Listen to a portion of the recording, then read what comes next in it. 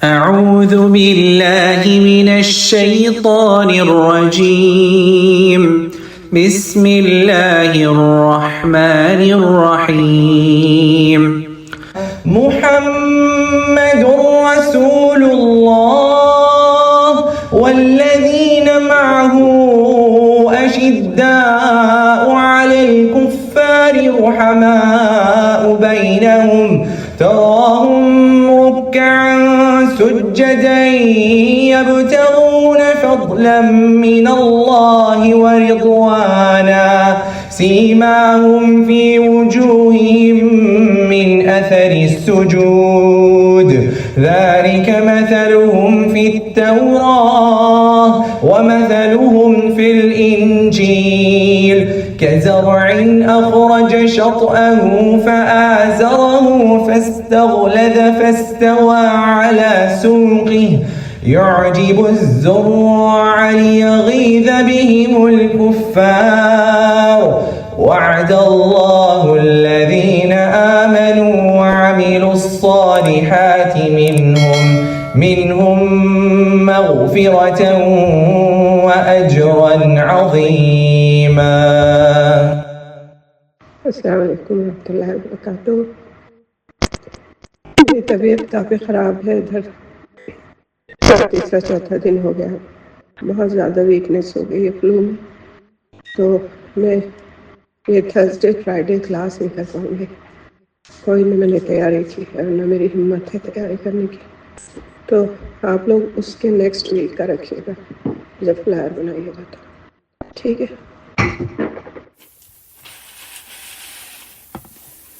تو حضرت سعید بن زید رضی اللہ تعالیٰ عنہ جو تھے وہ حضرت عمر فاروق رضی اللہ تعالیٰ عنہ کے چچا زاد بھائی اور بہنوئی تھے اور قبیلہ بنی عدی سے تعلق رکھتے تھے. ان کی والدہ فاطمہ بنت باجہ قبیلہ بنو خزاعہ سے تھیں اور والدہ کا نام بھی ان کی فاطمہ تھا اور ان کی بیوی کا جو پہلی بیوی تھی ان کا نام بھی فاطمہ رضی اللہ تعالیٰ عنہ تھا. ان دونوں نے اپنے شوہروں کی زندگی میں عمدہ کردار ادا کیا. سیدہ فاطمہ زہرا رضی اللہ تعالیٰ عنہ حضرت علی کرم اللہ وجہہ کی زوجہ محترمہ تھیں اور فاطمہ بنت اسد رضی اللہ تعالیٰ عنہ ان کی والدہ تھیں. تو اس طرح کئی فاطمہ نام کی خواتین تاریخ اسلام میں ملتی ہیں جن کے نام عزت و احترام کے ساتھ زندہ رہیں گے. حضرت سعید بن زید رضی اللہ تعالیٰ عنہ کی کنیت ابو الاور تھی. ان کے والد زید بن عمر بن نفیل اپنے زمانے کے دین ابراہیم کے واحد موحد تھے جو نہ بتوں کی پوجا کرتے تھے نہ ان پر چڑھاوے چڑھاتے تھے نہ بتوں کے نام کے قربانی اور کھانا وغیرہ کھاتے تھے. تو یہاں پہ ان کا جو تذکرہ میں کر رہی ہوں عمر بن نفیل کا، تو اس کی ریزن یہ ہے کہ اگر والد ایک نیک نیتی کے ساتھ زندگی گزارتے ہیں اور نیکی کے کاموں میں آگے آگے رہتے ہیں تو ان کی اولاد پر اس کا اثر ضرور بضرور پڑتا ہے اور اولاد ان سے بڑھ کر بعض وقت نیک نکلتی ہے. تو اس لیے ہمیشہ انسان کو اپنے اعمال پر ضرور غور کرنا چاہیے. اگر ہماری خواہش ہے کہ ہماری اولاد نیکی کے راستوں پر چلے تو اپنے اعمال کی دیکھ بھال کرنا ضروری ہے کہ ہم خود کیا کر رہے ہیں. رسول اکرم صلی اللہ علیہ وسلم نے انہیں نبوت سے پہلے دیکھا تھا. انہوں نے دین حق کی تلاش میں شام، عراق اور جزیرے کا سفر کیا. یہودی اور عیسائی عالموں اور راہبوں سے ملاقاتیں بھی کی لیکن گوہر مقصود کے حصول میں ناکامی ہوئی تو ہاتھ اٹھا کر کہا کہ اے اللہ تو گواہ ہے کہ میں تیرے پیغمبر ابراہیم علیہ السلام کے دین پر ہوں. وہ یہ بھی کہا کرتے تھے کہ اے اللہ اگر مجھے معلوم ہوتا کہ تجھے اپنی عبادت کا کون سا طریقہ پسند ہے تو میں اسی طریقے سے تیری عبادت کرتا.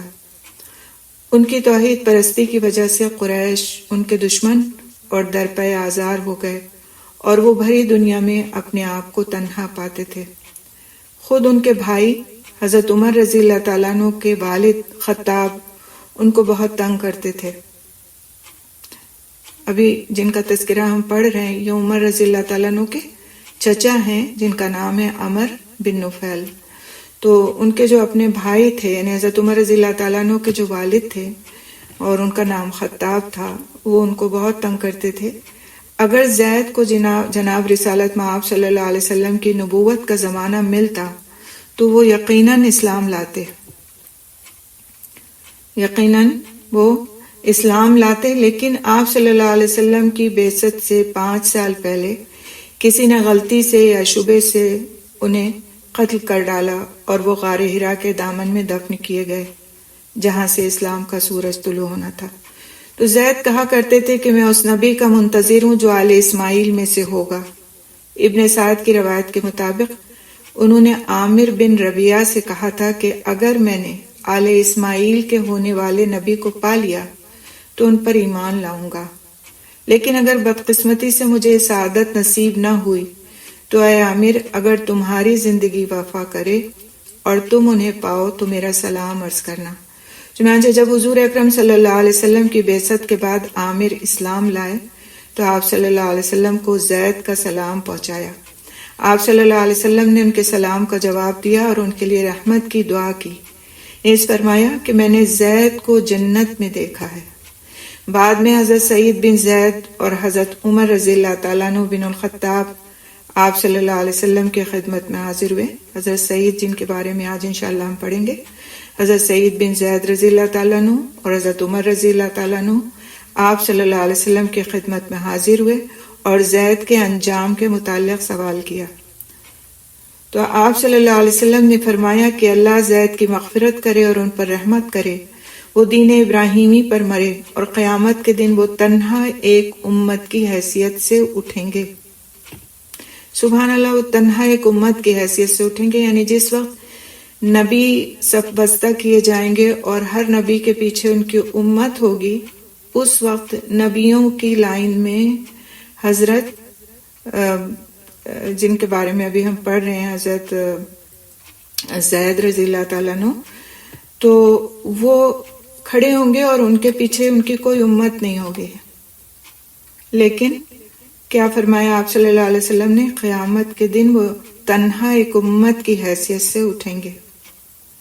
تو یہ تھے حضرت سعید رضی اللہ تعالیٰ عنہ کے والد، تو جن کے بارے میں اس کو ہم نے پڑھا کہ وہ کس درجے کے انسان تھے اور کس طرح انہوں نے اپنے آپ کو دین ابراہیمی پر لانے کے لیے کوشش کی، حالانکہ اس وقت آپ صلی اللہ علیہ وسلم کو ابھی نبوت نہیں ملی تھی، لہٰذا وہ آپ صلی اللہ علیہ وسلم کے ہاتھ پر مسلمان تو نہیں ہوئے، لیکن وہ نیکی کے کام کیا کیا کرتے تھے اس کو ہم دیکھیں گے، اور اس میں ہمارے لیے بڑا سبق ہے۔ زید رضی اللہ تعالیٰ عنہ کی ایک بڑی خوبی یہ بھی تھی کہ وہ زندہ درگور کی جانے والی معصوم بچیوں کو بچا کر اپنے تحفظ میں لے لیا کرتے تھے۔ جیسا کہ ہم نے پڑھا ہے کہ جاہلیت کے دور میں عربوں میں ایک رواج تھا کہ وہ چھوٹی بچیوں کو بھی زندہ دفن کر دیا کرتے تھے۔ سارے اس میں نہیں تھے، لیکن یہ کہ ایک رواج تھا، اور یہ رواج بہت عام بھی تھا، اور لڑکیوں کی پیدائش کو اپنے لیے بہت ہی زیادہ ایک آر کی بات سمجھتے تھے، معیوب بات سمجھتے تھے، اور اس لیے ایسا کرتے تھے۔ زید رضی اللہ تعالیٰ عنہ کیا کرتے تھے؟ یعنی حضرت سعید رضی اللہ تعالیٰ عنہ جن کے بارے میں ہم پڑھیں گے ابھی، ان کے والد، وہ کیا کرتے تھے کہ وہ زندہ درگور کی جانے والی معصوم بچیوں کو بچا کر اپنے تحفظ میں لے لیا کرتے تھے اور ان کی کفالت کرتے تھے۔ اگر بعد میں ان کے والد اپنے پاس رکھنے اور پرورش کرنے پر آمادگی ظاہر کرتے تو انہیں واپس دے دیتے، ورنہ خود ان کی پرورش کرتے اور جوان ہونے پر شادیاں کر دیتے۔ یہ اتنی بڑی سماجی اور اخلاقی خوبی تھی کہ قبل اسلام کے عرب میں ایسی خوبی ناپید تھی۔ اور ان کے اندر یہ خوبی کیوں تھی؟ کیونکہ انہوں نے اس دور کی جو دوسری برائیاں تھیں ان سے اپنے آپ کو بچا کر رکھا تھا۔ وہ شرک نہیں کرتے تھے اور وہ دین ابراہیمی پر چلتے تھے، اور اللہ تعالیٰ سے دعا کرتے تھے کہ ان کے سامنے وہ نبی ظاہر ہو جائے جو بنی اسماعیل میں سے ہوگا، اور پھر وہ اس کے ہاتھ پر اسلام قبول کریں۔ تو یہ تھے حضرت زید رضی اللہ تعالیٰ عنہ، زید بن عمر بن نفیل، جو اپنی ذات میں ایک امت تھے۔ زید بن عمر بن نفیل کے بیٹے ہیں سعید بن زید، جن کے بارے میں پڑھیں گے انشاءاللہ۔ تو جب حضرت سعید رضی اللہ تعالیٰ عنہ اور ان کی زوجہ محترمہ نے دوسرے صحابہ کی طرف مدینے کی طرف ہجرت کی تو وہاں حضرت ابو لبابہ رضی اللہ تعالیٰ عنہ کے بھائی رفاع بن عبد المنذر کے یہاں قیام کیا، اور یہاں تک کہ حضور اکرم صلی اللہ علیہ وسلم نے انہیں اپنے رہنے کے لیے ایک زمین کا ٹکڑا عطا فرمایا، اور وہ کئی جنگوں میں شامل ہوئے اور احد میں شہادت سے سرفراز ہوئے۔ تو اس طرح سے ہم آگے ان کے بارے میں مزید پڑھتے ہیں انشاءاللہ۔ ان کا جو سب سے اہم واقعہ ان کی زندگی کا نظر آتا ہے وہ ہے حضرت عمر رضی اللہ تعالیٰ عنہ کا قبول اسلام۔ آپ کہیں گے کہ حضرت عمر رضی اللہ تعالیٰ عنہ کے قبول اسلام کا ان کی زندگی سے کیا تعلق ہے، لیکن حقیقت بات یہ ہے کہ اللہ سبحانہ تعالیٰ نے ان کو اور ان کی بیوی کو حضرت عمر رضی اللہ تعالیٰ عنہ کے اسلام قبول کرنے کا ذریعہ بنایا۔ انہوں نے حضرت عمر رضی اللہ تعالیٰ عنہ سے تقریباً سال بھر پہلے اسلام قبول کر لیا تھا۔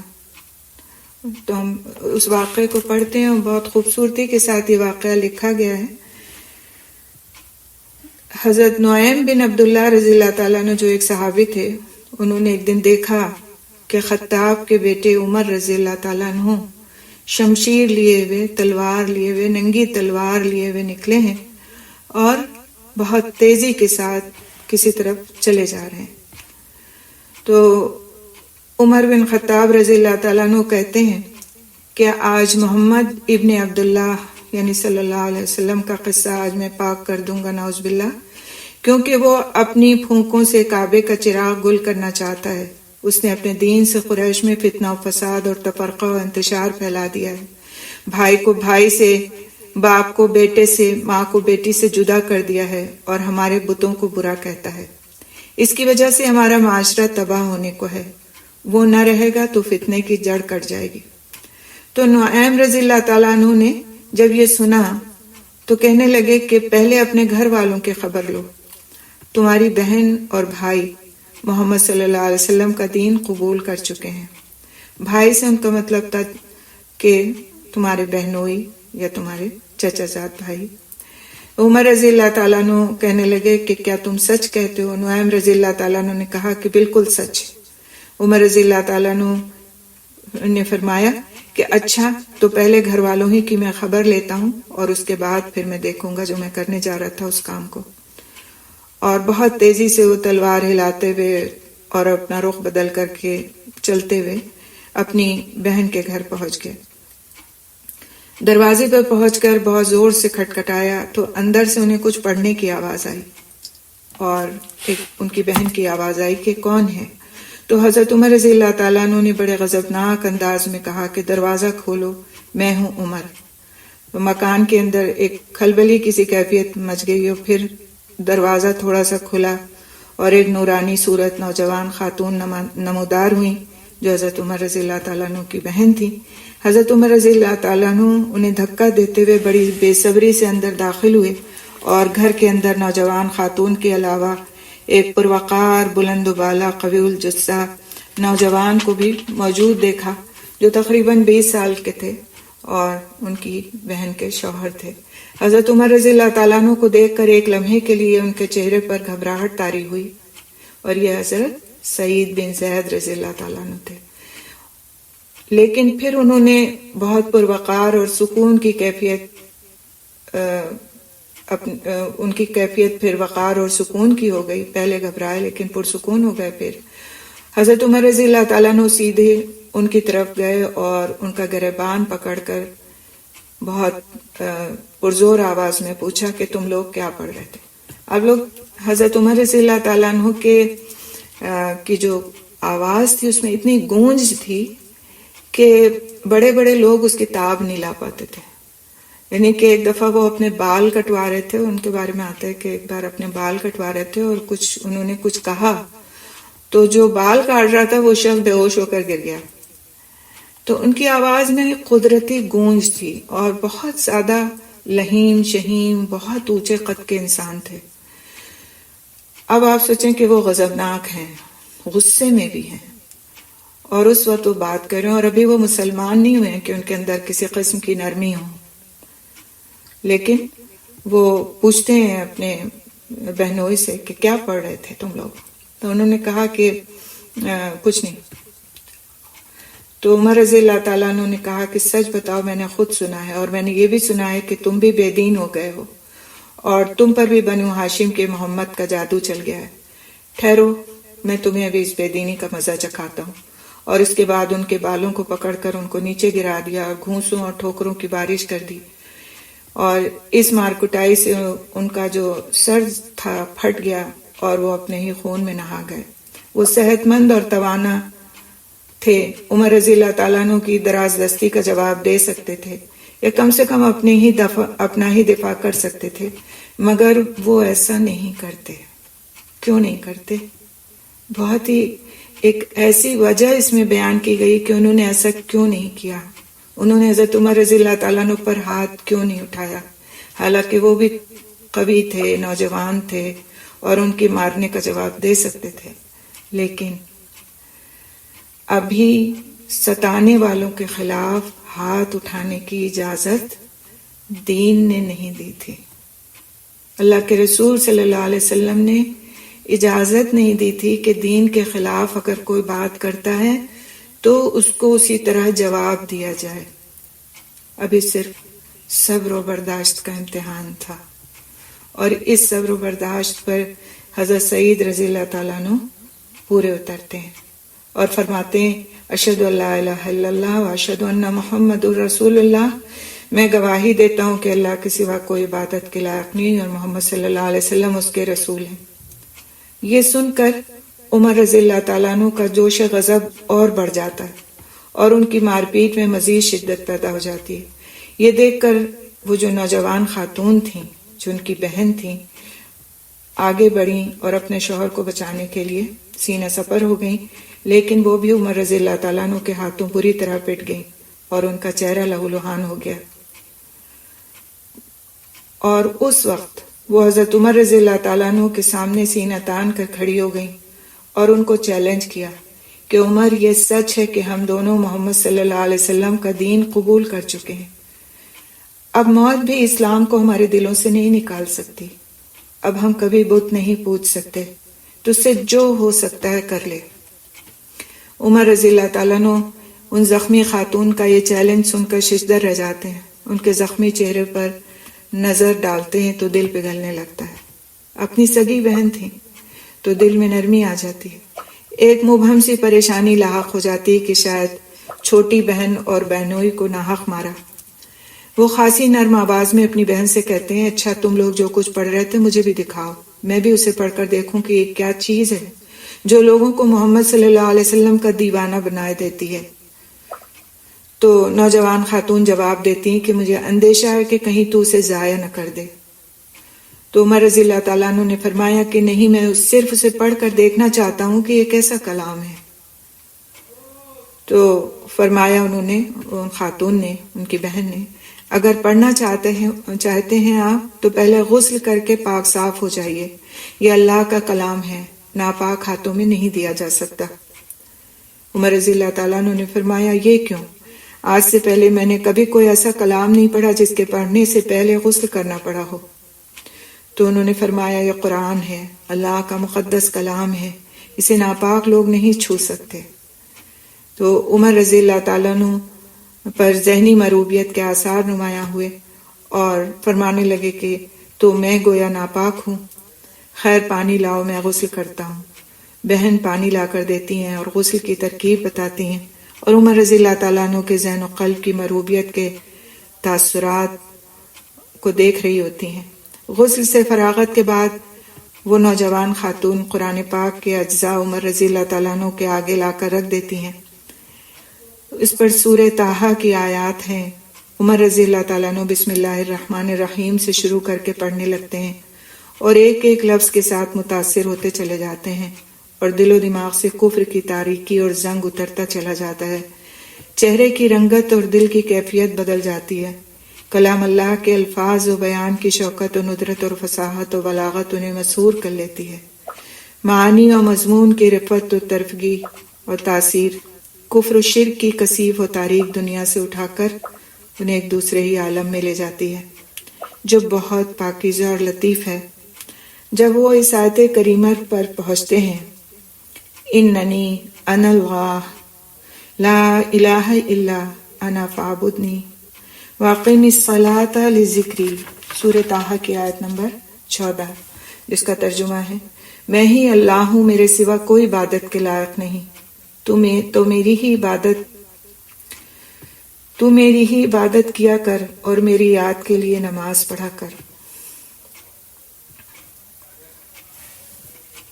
تو میری ہی عبادت کیا کر اور میری یاد کے لیے نماز پڑھا کر۔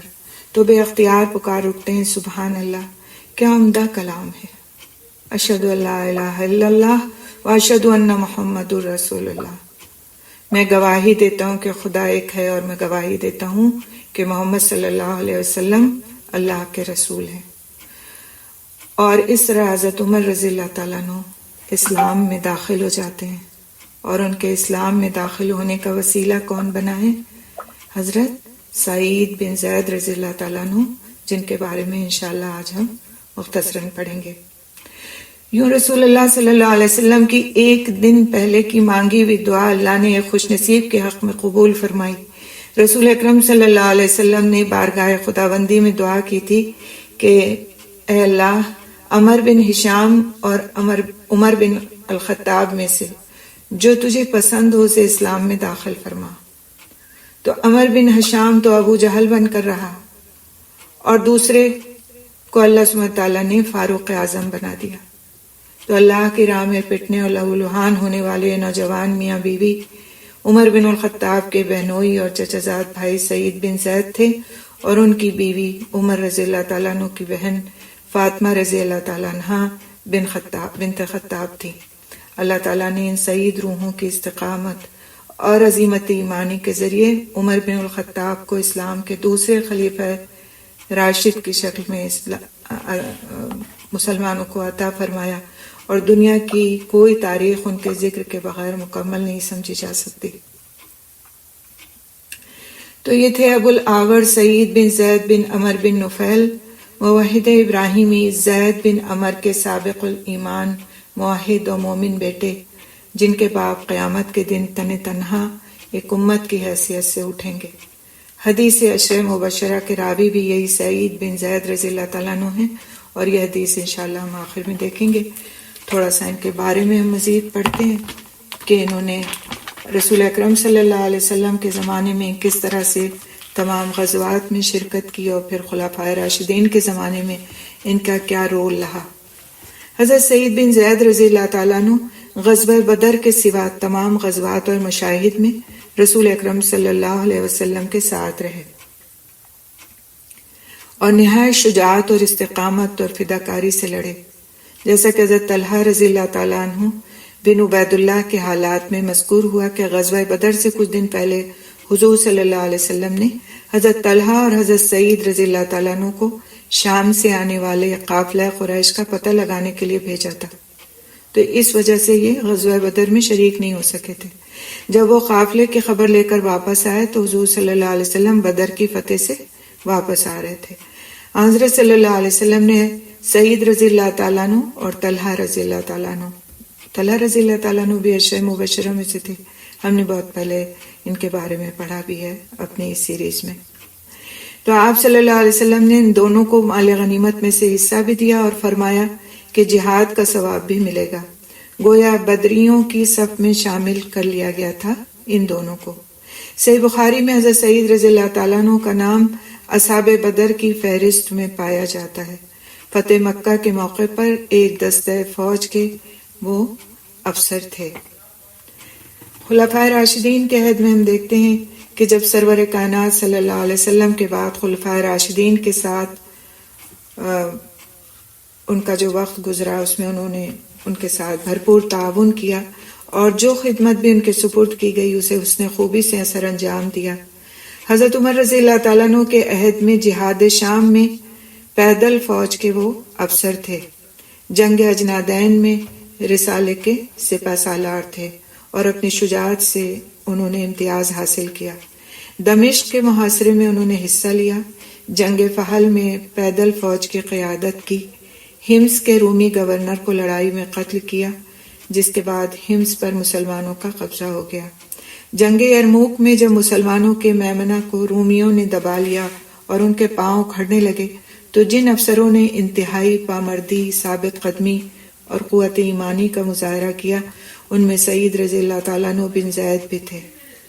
مولانا شبلی اپنی کتاب الفاروق میں لکھتے ہیں کہ سعید بن زید غصے میں گھٹنے ٹیکے ہوئے کھڑے تھے، رومی ان کی طرف بڑھے تو شیر کی طرح ان کی طرف جھپٹے اور مقدمے کے افسر کو مار گرایا، پھر قلب سے نکل کر انہوں نے زوردار حملہ کیا اور رومی دور تک پسپا ہوتے چلے گئے، یہاں تک کہ میدان کے سرے پر جو نالا تھا اس کے کنارے تک آ گئے اور وہ ان کی لاشوں سے پٹ گیا اور میدان خالی ہو گیا۔ حضرت ابو عبیدہ رضی اللہ تعالیٰ عنہ بن الجراح، ابھی جو ہم نے اس سے پہلے جن صحابی کے بارے میں پڑھا ہے، انہوں نے کچھ مدت کے لیے انہیں دمشق کا گورنر بھی مقرر کیا، لیکن وہ گورنری سے مستعفی ہو کر رضاکارانہ طور پر پھر جہاد میں شریک ہو گئے، اور جب تک پورا شام فتح نہیں ہو گیا جہاد میں اپنی ہمت اور توانائی صرف کرتے رہے۔ حضرت عمر رضی اللہ تعالیٰ عنہ نے اپنی وفات کے وقت اپنے جانشین کے انتخاب کے لیے جو مجلس شورا یا انتخابی کونسل نامزد کی تھی، اس میں حضرت سعید بن زید رضی اللہ تعالیٰ عنہ کو اس لیے شامل نہیں کیا کہ وہ ان کے رشتہ دار تھے، حالانکہ وہ ہر لحاظ سے اس کے اہل تھے۔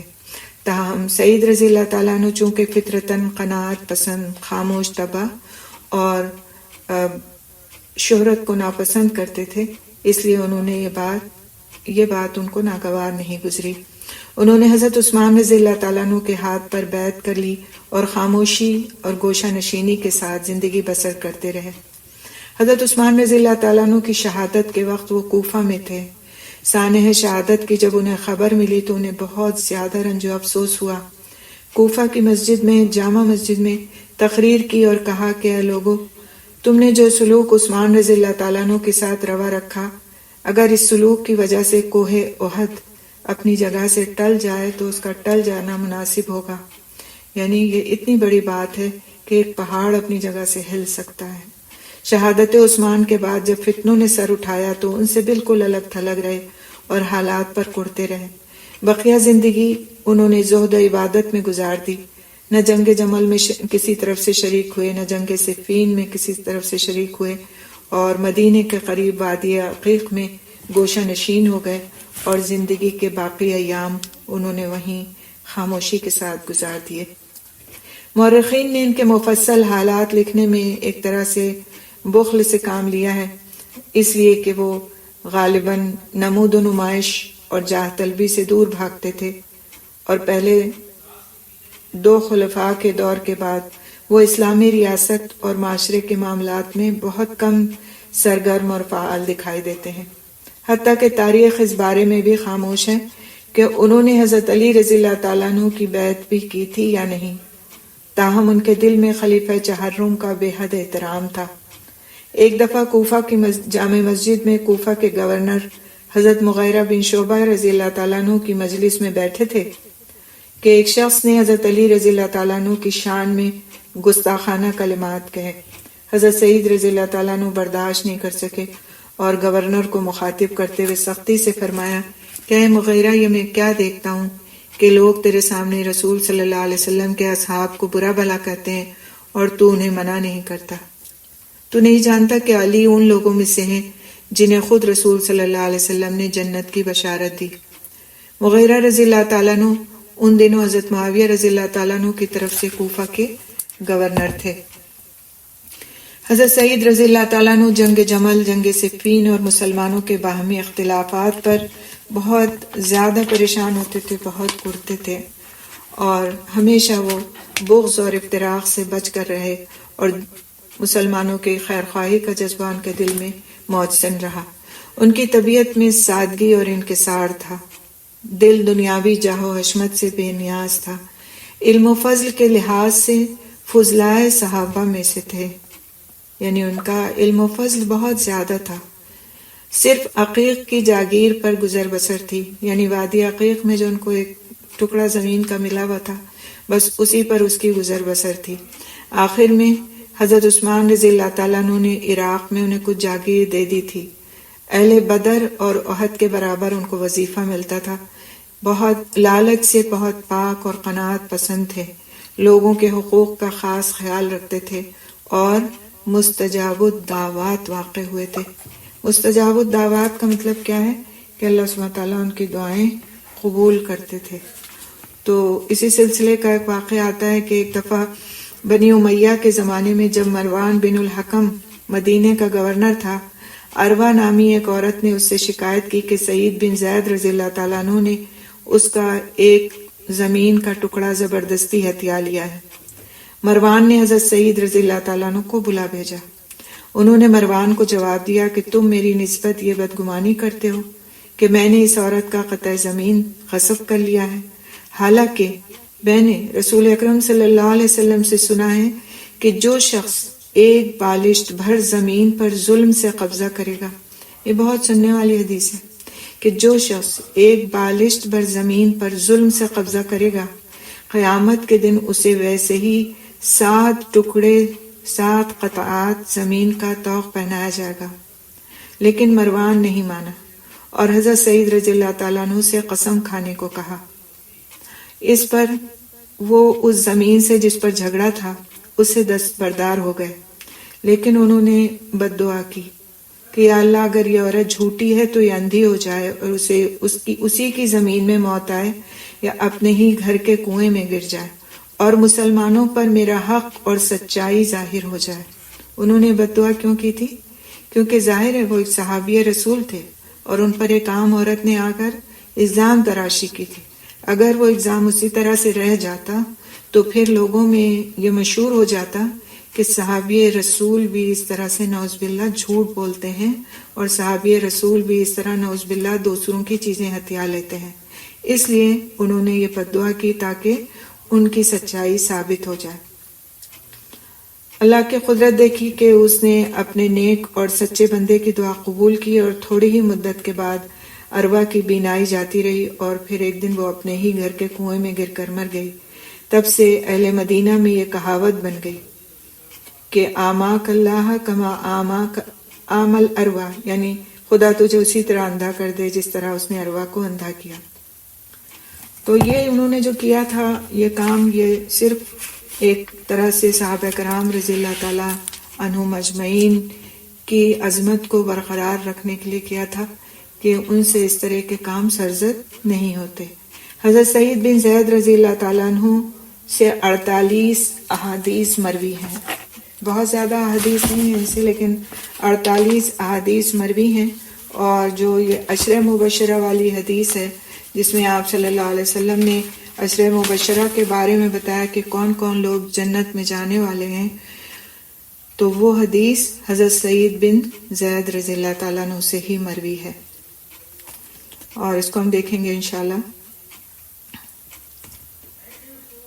ایک دن سعید بن زید رضی اللہ تعالیٰ عنہ نے سنا اصحاب رسول صلی اللہ علیہ وسلم کو ایک شخص برا بھلا کہہ رہا ہے۔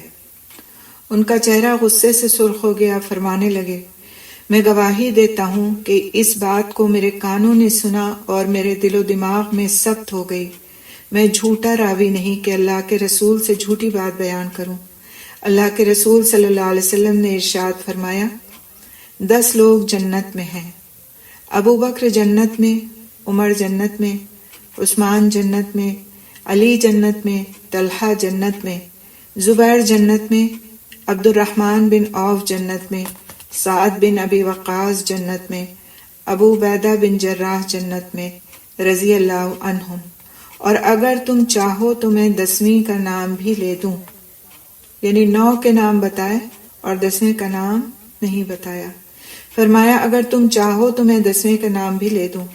لوگ ان کے پیچھے پڑ گئے، ان کو اللہ کا واسطہ دے کر کہنے لگے اے صحابی رسول بتائیں وہ 10ویں شخصیت کون سی ہے؟ تو سعید بن زید رضی اللہ تعالیٰ عنہ فرمانے لگے تم لوگ مجھے اللہ کا واسطہ دے کر پوچھتے ہو تو اللہ کی قسم 10واں میں ہوں۔ پھر فرمایا اللہ کی قسم اللہ کے رسول صلی اللہ علیہ وسلم کے ساتھ کسی شخص نے کسی جنگ میں حصہ لیا یا حاضر ہوا اور اس کا چہرہ غبار آلود ہو گیا تو اس کا یہ عمل تمہارے ایک شخص کی ساری زندگی سے افضل ہے، خواہ اس کی عمر سیدنا نوح علیہ السلام کے برابر ہو۔ سعید بن زید رضی اللہ تعالیٰ عنہ کی عمر 70 برس سے کچھ زائد تھی۔ مدینے سے 10 میل دور عقیق کے مقام پر سن 52 ہجری میں ان کی وفات ہوئی۔ سیدنا سعد بن ابی وقاص رضی اللہ تعالیٰ عنہ نے انہیں غسل دیا اور ان کی تجہیز و تکفین کی۔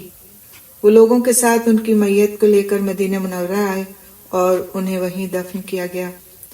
ان کے قبر میں سیدنا سعد بن ابی وقاص رضی اللہ تعالیٰ عنہ اور سیدنا عبداللہ بن عمر رضی اللہ تعالیٰ عنہ اترے اور انہیں آخری آرام گاہ میں لٹایا۔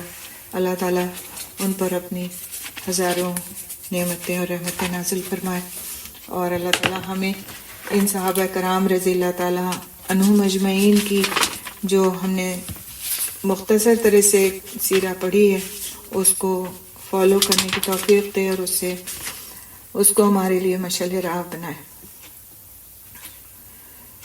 تو یہ ہم نے دیکھا، اس میں دو چیزیں خاص طور سے دو واقعات ہم نے دیکھے۔ ایک تو حضرت عمر رضی اللہ تعالیٰ عنہ کے قبول اسلام کا واقعہ، اور دوسرے خود ان کے والد کا رسول اکرم صلی اللہ علیہ وسلم کے زمانے کو پانے کی جو چاہت تھی ان کے اندر، اور ان کے اندر جو نیکی تھی، اس واقعے کو ہم نے دیکھا، اور اس سے ہمیں اندازہ ہوتا ہے کہ کس طرح انہوں نے جتنا وہ کر سکتے تھے اپنی حد بھر انہوں نے دین کے لیے اس کی خدمت بھی کی، اور اس کے راستے میں تکلیفیں بھی اٹھائیں اور پریشانیاں بھی اٹھائیں، اور اسی طرح سے پھر بہادری کے ساتھ میدان جنگ میں بھی اپنے آپ کو پیش کیا، اور رسول اکرم صلی اللہ علیہ وسلم کے ساتھ رہے، اور نہ صرف رسول اکرم صلی اللہ علیہ وسلم کے ساتھ رہے بلکہ خلفائے راشدین کے زمانے میں بھی ان کا بھرپور ساتھ دیتے رہے۔ لیکن فتنوں کے زمانے میں جب مسلمان ایک گروہ دوسرے گروہ سے آپس میں ہی لڑ پڑے تو پھر اس وقت انہوں نے کنارہ کشی اختیار کر لی اور زہد کی زندگی گزاری، اکیلے رہ کر خاموشی کے ساتھ بغیر کسی سے کوئی ہیل و حجت کیے ہوئے سکون عافیت کے ساتھ اپنی زندگی گزاری اور اسی طرح انتقال فرمایا۔ تو یہیں پر ہم رکتے ہیں انشاءاللہ تعالی۔ یہ اس وقت پہ ہم تھوڑی سی دعا کر لیتے ہیں اپنے لیے بھی، اور ان صحابہ کرام رضی اللہ تعالیٰ عنہ مجمعین کا بھی ہم پر حق ہے کہ ہم ان کے لیے بھی دعا کریں، اور اللہ تعالیٰ ہم کو ان کے ساتھ آخرت میں اکٹھا فرمائے۔ اللہم توفنا مسلمین والحقنا بالصالحین۔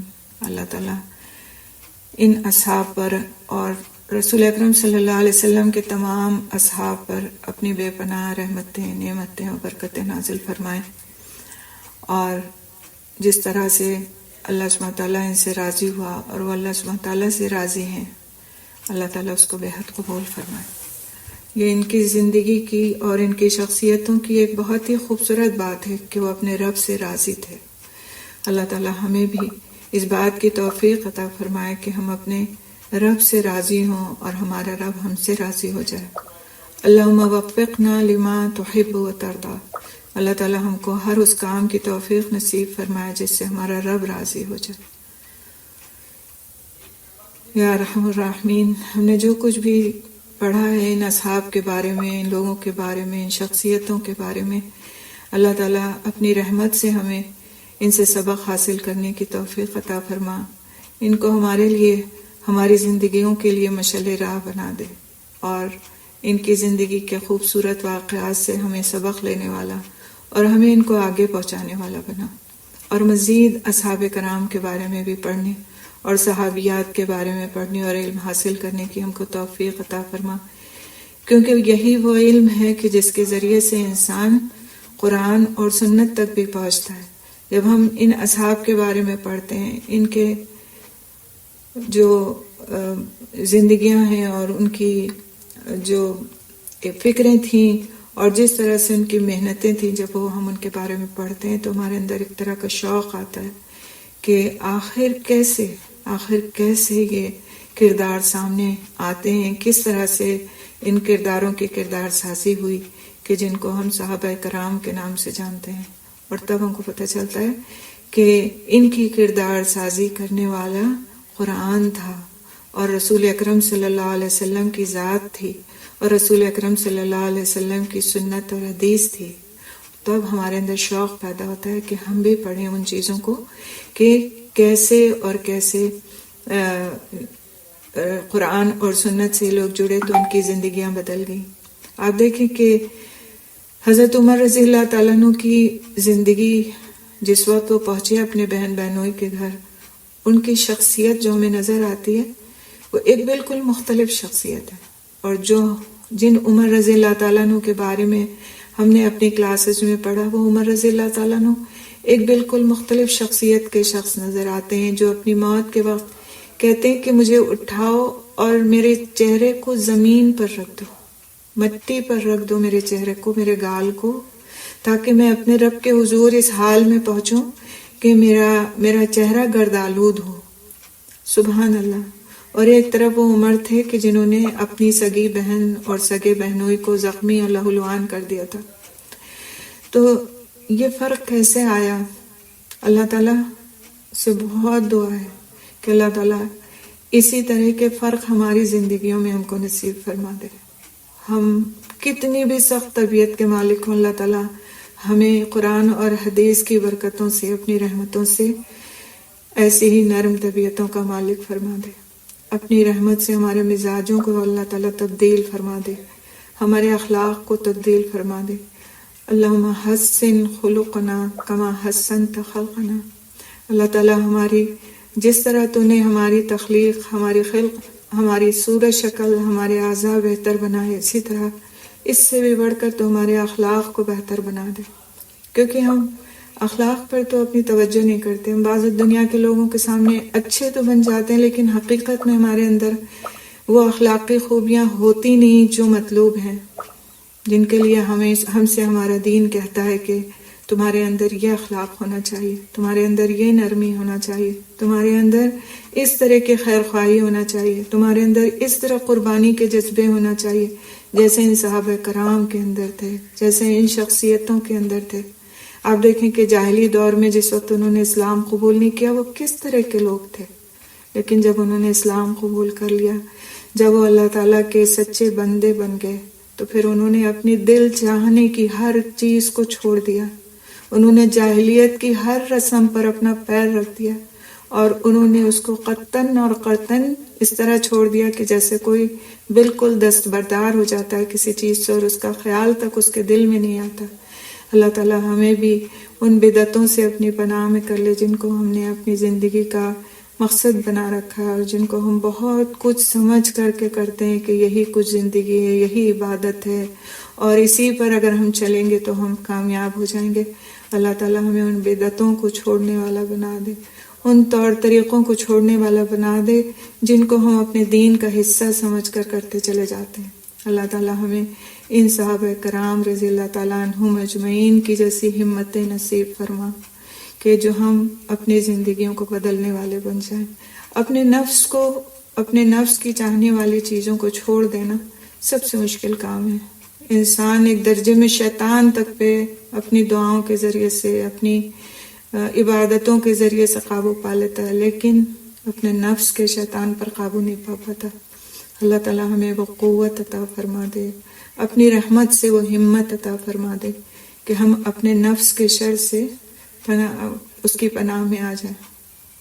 یا حی یا قیوم برحمتک استغیث اصلح لنا شاننا کلنا ولا تکلنا الی انفسنا طرفۃ عین۔ اللہ تعالیٰ ہمیں پلک جھپکنے کی مدت کے لیے بھی ہمارے نفس کے حوالے نہ فرما، ہمارے نفس کے حوالے نہ فرما، ہمارے نفس کے حوالے نہ فرما، کیونکہ جو نفس کے شر سے بچ گیا وہی پھر انشاءاللہ نفس مطمئنہ لے کر رسول اللہ تعالیٰ کے حضور نہ حاضر ہوگا۔ اللہ تعالیٰ ہمیں اپنے حضور اس طرح حاضر فرمائے کہ ہم اپنے نفس کے ہر شر سے پاک و صاف ہوں، ہم شیطان کے شر سے ہر لمحہ اپنے آپ کو بچانے والے ہوں۔ اللہ تعالیٰ ہمارا اور آپ سب کا یہاں بیٹھنا، مل کے پڑھنا بے حد قبول فرمائے۔ اس میں جو بھی غلطیاں ہوئیں اللہ تعالیٰ مجھے معاف کر دیں، اور ہم سے چھوٹی سی کوشش کو قبول فرمائے، اور اس کوشش کے نتیجے میں ہماری زندگیوں میں بہترین تبدیلی عطا فرمائے، اور ہمیں اس بات کی بھی توفیق عطا فرمائے کہ ہم اپنی اس تاریخ کو دہرائیں ان لوگوں کے سامنے بھی جن کو ان کے بارے میں کچھ عطا پتہ نہیں، ان تک کہ یہ باتیں پہنچائیں کہ یہ ہیں ہمارے اصل ہیروز، یہ وہ لوگ ہیں کہ جن کے واقعی نشان قدم پر ہمیں چلنے کی تمنا کرنا چاہیے اور کوشش کرنا چاہیے۔ اللہ تعالیٰ سے دعا کے ساتھ اختتام کروں گی کہ اللہ تعالیٰ ہم سب کو اپنی رحمتوں کے سائے میں لے لے، ہماری غلطیوں کو معاف فرما دے، ہم نے جو کچھ بھی اس راستے میں محنت اور کوشش کی ہے اس کو اپنی رحمت سے قبول فرما لے اور ہمیں آگے کے لیے علم کے راستے ہمارے لیے کھول دے۔ سبحان اللہ بحمدہ، سبحانک اللہم وبحمدک، نشہد ان لا الہ الا انت، نستغفرک نستغفرک نستغفرک نتوب الیک۔ السلام علیکم ورحمۃ اللہ وبرکاتہ۔